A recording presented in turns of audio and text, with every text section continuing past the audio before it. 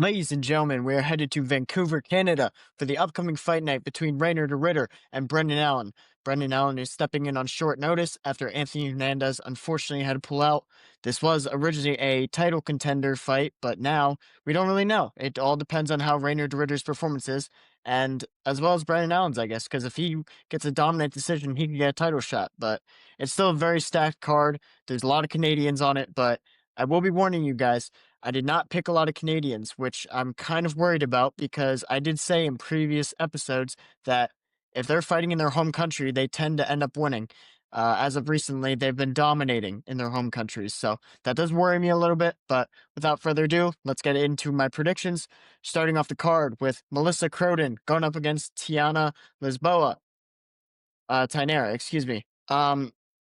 So Melissa Croden, she's coming off of a two-win streak to Ashley Dean and Katharina Lehner, both from LFA.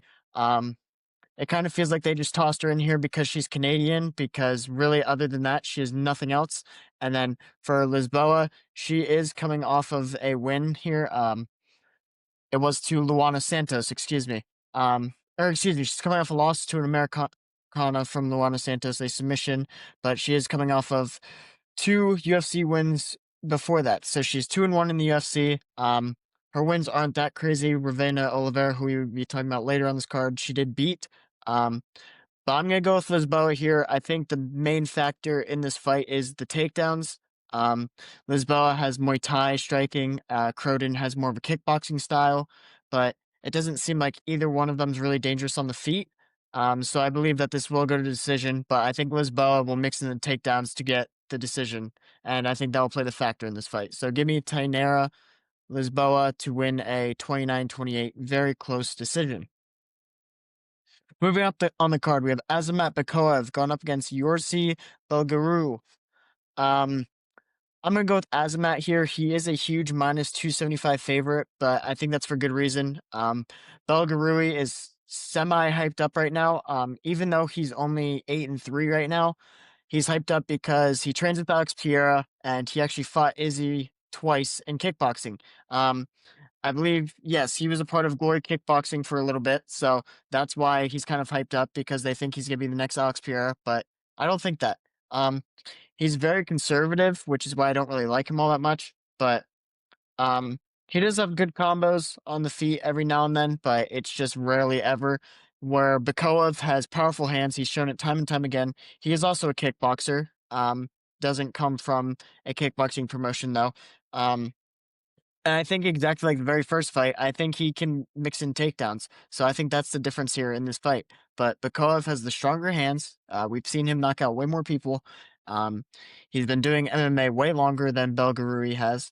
And I think that Belgarui is not going to be able to stop the takedowns of Bakoev, because we've seen Belgarui get taken down from dudes in other promotions that are way worse than Azamat Bakoev. So I think Bakoev's going to go out there, and honestly, um, I'm gonna give Bakov the knockout. Honestly, I'm gonna give Bakov a late knockout though. I think it'll be like the end of the second, start of the third. So give me Azamat Bakov to win this by a late round knockout.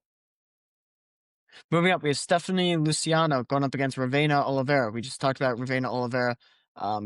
Her most recent loss was to Lisboa, but before that, she was in a different promotion, absolutely dominating. None of the wins were really that solid, though. She fought a lot of people that were making their debut, so that is going to play a huge factor in my pick here, but I am going to be going with Stephanie Luciano.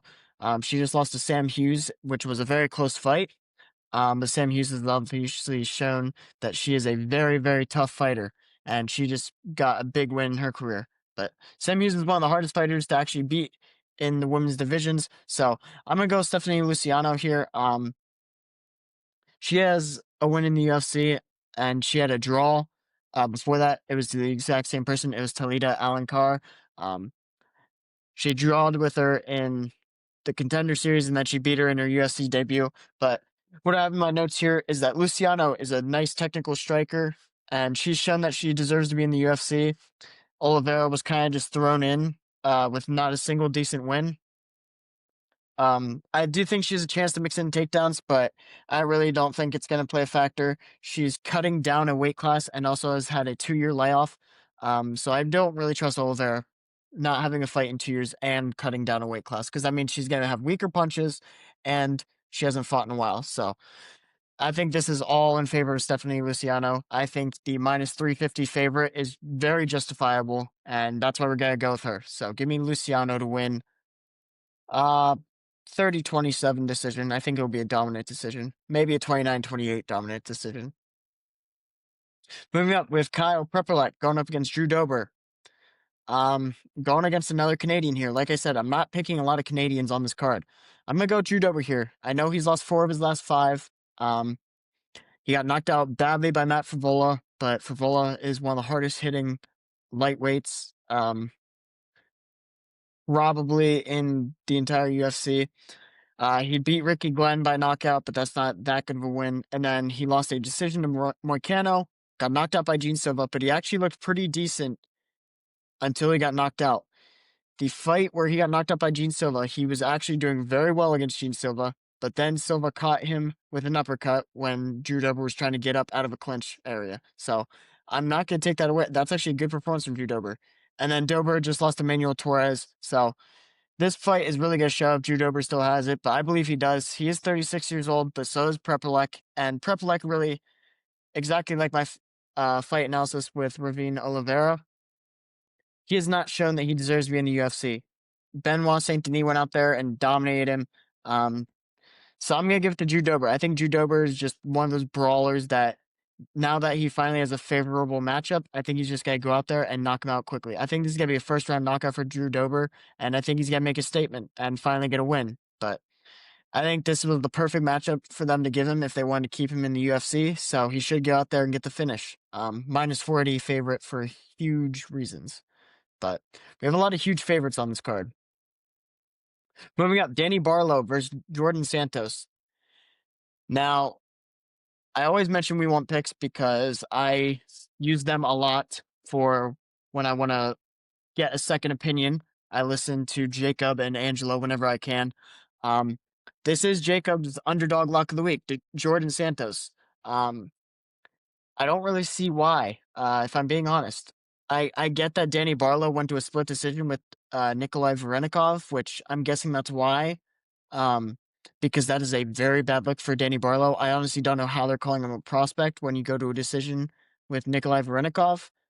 And then you get knocked out badly by Sam Patterson. So don't really know why they're calling Danny Barlow a prospect. With that being said, I don't like Jordan Santos either. He just lost to Ozzy Diaz, and Ozzy Diaz really just has a jab. So it was a very boring fight that Jordan Santos just let him get away from because he couldn't land any of his combinations he was trying to throwing, and he was getting down on himself. Danny Barlow does show that he has very powerful hands, so I think finishing ability goes all in favor of Danny Barlow. Jordan Santos has shown that he really doesn't have finishing ability, with the exception of finishing someone from a different promotion. So I'm really not going to trust Jordan Santos to win this fight. I think Danny Barlow is going to win it by knockout, in the first or second round. So give me Danny Barlow by TKO. I just don't trust Jordan Santos at all, really, because I know he's from American Top Team, but I really have not seen anything good from him, especially in that Ozzy Diaz fight. That fight just looks so bad for him, and Ozzy Diaz is one of the worst fighters in this division, and possibly in the UFC. So I think this would be good for Danny Barlow. He does have a pretty good advantage as well, being 2 inches taller and having a 3.5-inch reach advantage. So give me Danny Barlow to get the knockout. Moving up, we have Bruno Silva going up against Hyung Sung Park. Ju Sang Yu, the last card, has given me no hope for the Asians whatsoever. I'm sorry, you guys, with the exception of Tatsuro Taira, you guys are cooked. Give me Bruno Silva as the plus 200 underdog, not trusting Hyung Sung Park. He got brought into the UFC because he was beating up on Asians and other promotions. He was getting dropped by them as well, so I'm not trusting a man that's getting dropped by Asians. I tried trusting Ju Sang Yu. He pissed me off, so we're going with Bruno Silva as the underdog here. Bruno Silva has very powerful hands. He's very quick. He has amazing grappling. Hyung Sung Park has good grappling, but I don't think he has it as power. I don't think he's as strong as Silva, so I think Silva would be able to out-grapple him because of his strength. Park has some stand-up ability. I think he's more technical than Bruno Silva, but I think Bruno Silva has more power. So in terms of finishing ability, I'm gonna give it to Bruno Silva. And in terms of who can win out a dogfight if it gets to that point, I'm gonna give it to Bruno Silva. It does worry me that he's 35 years old and he's coming off a 2-fight losing streak, but that was to Manel Kape and Joshua Van. So he lost to two of the best in the division. I know Hyung Sung Park just lost to Tetsuya Taira, in his only loss in his career, but he got dominated in every single way in that fight, and it showed me no signs of him being able to compete with him.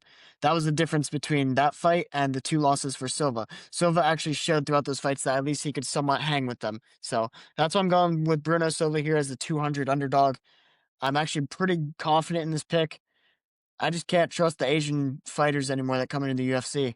Um, that Ju Sang Yu fight and Hyung Sung Park is getting hyped up for really no reason. His best win, like, we're hyping up a Shannon Ross knockout, we're hyping up a Carlos Hernandez submission.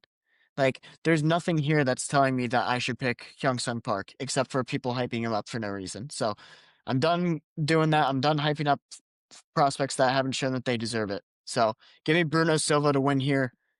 Give me Bruno Silva to win by a 29-28 decision. Moving up on the card, we have Charles Jourdain versus Davy Grant. We're finally picking a Canadian here. Charles Jourdain is Canadian, and that's who we're going to go with here. This was a very hard pick for me because Davy Grant proved me wrong in his last fight against Jamal Blackshear. I picked Blackshear to win, and Davy Grant went out there and looked very impressive. But Damon Blackshear is starting to show that he really isn't all that.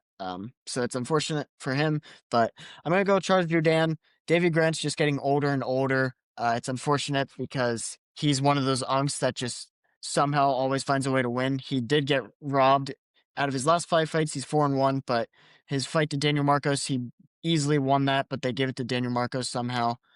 Um, but the thing is, Grant's getting older. He's getting slower. He still has power in his hands, but I think Charles Jourdain is going to be able to use the body kicks to keep the distance. David Grant loves moving forward, but Charles Jourdain can just spam those body kicks that he loves throwing. Those front kicks to the body will really take a toll on David Grant, and I think that's going to make Grant stop coming forward.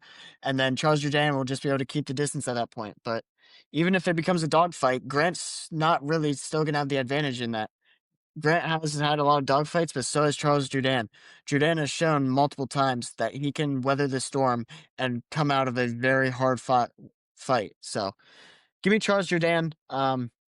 He does have a slight height advantage, but it's not really a difference maker. He is 10 years younger, which I do like the fact, and then he's also Canadian.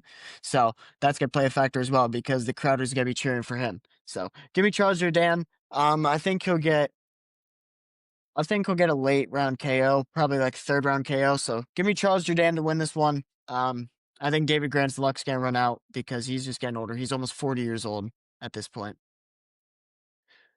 Moving on to the first fight on the main card, we have Kyle Nelson going up against Matt Frevola. Now, I did talk to Kyle Nelson before this fight. He was in very positive vibes going into this fight, which I'm not surprised because he's fighting in his home country. Um, And I'm sorry, Kyle Nelson, but I'm gonna go with Matt Frevola here. He's the -135 slight favorite. He's had a bad last 2 fights, but that was to Benoit Saint Denis in Benoit Saint Denis' home country, France. And then he also lost to Ferziem, who has become a very big prospect in this division. So Frevola's coming off of 2 very unfortunate KOs for him. Um, but Kyle Nelson really hasn't shown me that he has a quality win that makes me want to pick him. And he's a very conservative striker. He hasn't really been in these fights where these people just come straight at him. He's fought a lot of conservative guys or people that are mainly known for the grappling. So this is why I'm going to have to go with Matt Frevola. Frevola's going to come right at him, and I'm not so sure that Kyle Nelson's going to be able to throw with him. Frevola has, like I said earlier in this episode, Frevola has some of the hardest hitting hands in the entire UFC, let alone the 155 division. So even though he's on a 2-fight losing streak, I think he's going to come out here, get the first round knockout, and show that he still deserves to be in the UFC. And hopefully he can get back in the rankings because he was ranked at the time he fought Benoit Saint Denis. But gotta go with Frevola here with the first round knockout. I'm sorry, Kyle Nelson. It'd be cool to see you win in front of your home country, but I'm gonna have to go with Matt Frivola here. He's just such a hard hitting striker, and Nelson doesn't really throw a whole lot. He throws way too little volume. Next up, Cody Gibson versus Ori Kilang. Um, I also talked to Cody Gibson before his fight. Going in here, going into Vancouver, I talked to him. Not a whole lot. He said, "Let's talk after the win." So he's very confident. I do know that he wants to come out and be aggressive on the feet, like he did in that fight to Brad Katona. In that Dana White, not Contender Series fight, the Ultimate Fighter finale with Brad Katona. He went out there and was very aggressive right away. He said he wants to go back to that style of fighting, and I think that's a good decision. Because I don't really think Ori Klang, like, he's basically known for his striking, but I wouldn't say it's all that effective or dangerous. Um, if we look at his fights, in his last 5, he is 2-2-1, with his most recent fight being a unanimous decision loss to Raul Rosas Jr. I think the best way for Gibson to win this fight is to grapple because we've seen people grapple him to a win. So I think Cody Gibson, if he wants to grapple, he'll definitely dominate on the grappling, like fighters have previously. I know Avery Klang also fought Cody Durden, and he beat him due to wrestling. So we've seen Klang lose to wrestling multiple times. I think Gibson can win with the wrestling, but even on the feet, as long as Cody Gibson comes out aggressively, I think Cody Gibson can also win on the feet. So I think he can win wherever the fight is, and I'm going to take him as the plus 120 favorite. So give me Cody Gibson to win this fight by unanimous decision. I'll give him a 29-28 decision. I think Kulang might be able to win like a later round, but Gibson should be able to win 2 rounds. Moving up, we have Manon Fiat going up against Jasmine Jazu Daviscus. I'm gonna go with Manon Fiat here. Very easy decision for me, actually. The difference here is that Fiat has already fought fighters that are exactly like Jasmine's style. Fiat fought Aaron Blanchfield, and she absolutely dominated Aaron Blanchfield. It wasn't even close. It was a main event fight, so she already has gone 5 rounds multiple times, and this is only a 3-round fight, so she's going to be able to put on more volume if she wants to. But Fiat is the worst matchup for Jasmine, I believe, solely because Fiat has amazing takedown defense. Jasmine is okay on the feet, but she relies on her wrestling. And Fiat has shown that she can stop wrestlers from taking her down. And Fiat is a phenomenal kickboxer. So I think Fiat is going to stop every takedown that Jasmine tries throwing at her. And Fiat's just going to pick her apart on the feet. I think this is going to be a 30-27 dominant performance from Manon Fiat. And I honestly understand why it's a minus 235 favorite in terms of Manon Fiat. So give me Manon Fiat. She might be my lock of the week, honestly, because she's looked very dominant. She almost beat Valentina Shevchenko in her title fight in their most recent fight. It was very close. It was still unanimous for Shevchenko, but towards those later rounds, Fiat looked like she was going to get the finish. Jasmine has also some quality wins, but in terms of who has better wins, I still give it to Fiat. Fiat beat Blanchfield, Rose Namajunas, compared to Jasmine, who beat Jessica Andrade and Myra Benesova. I'd give that in terms of Fiat. Yeah, and they're both the same size, so size doesn't really play a factor, but give me Manon Fiat to win this by a dominant decision. Moving up, we have Marlon Vera going up against Ayman Zahabi. Now, this one's interesting because a lot of people are picking Ayman Zahabi. He is the minus 140 favorite, so the odds are actually getting closer because I'm pretty sure he was minus 200 at the start.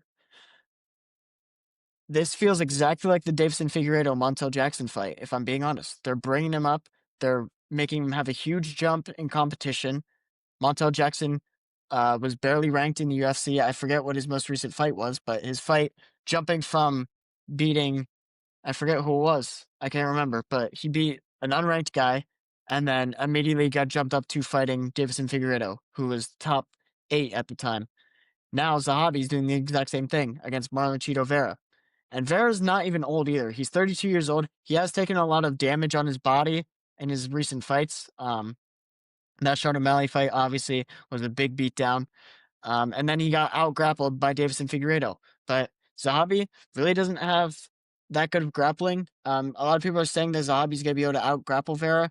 I really don't see that. I don't think he's going to be able to take down Chito Vera. Like I said in the Figueiredo fight, There's levels to this. I think Vera's going to show that he is way better than Zahabi. Zahabi is a very conservative kickboxer, which is going to play in favor of Cheeto Vera because Cheeto Vera loses the high volume pressure strikers.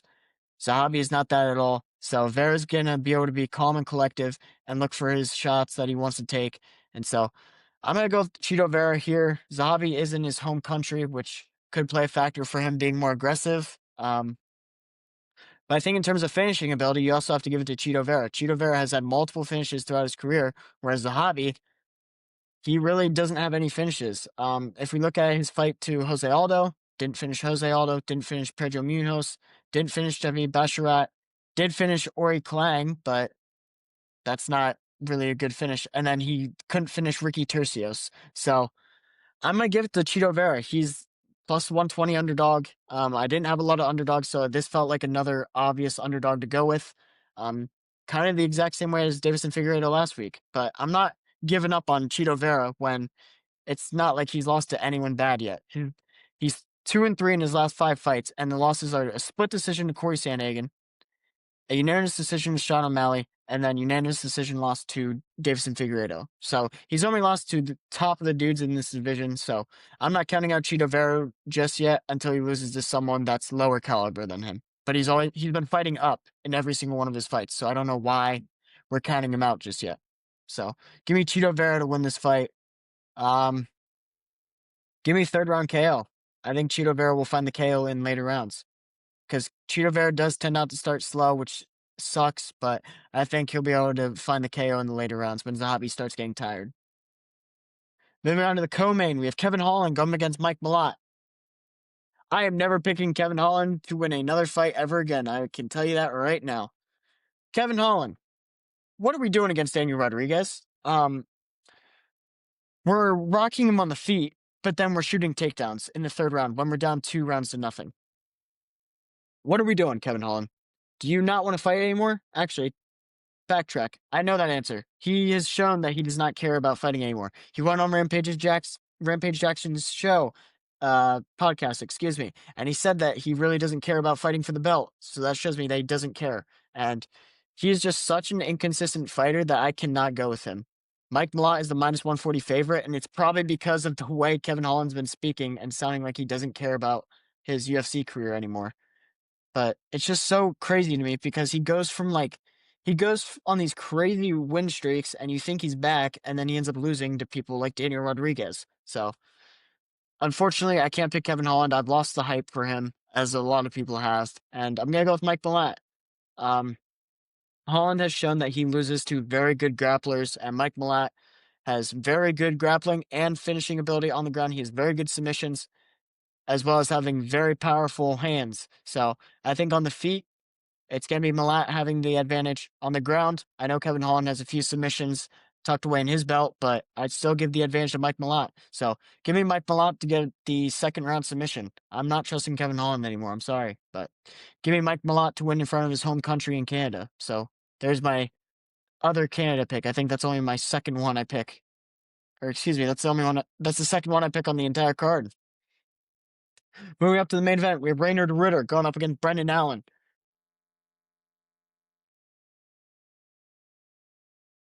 So I picked Robert Whitaker to beat Reinier de Ritter. And I initially thought after the fight that Robert Whitaker won because I didn't like the clinch game for RDR.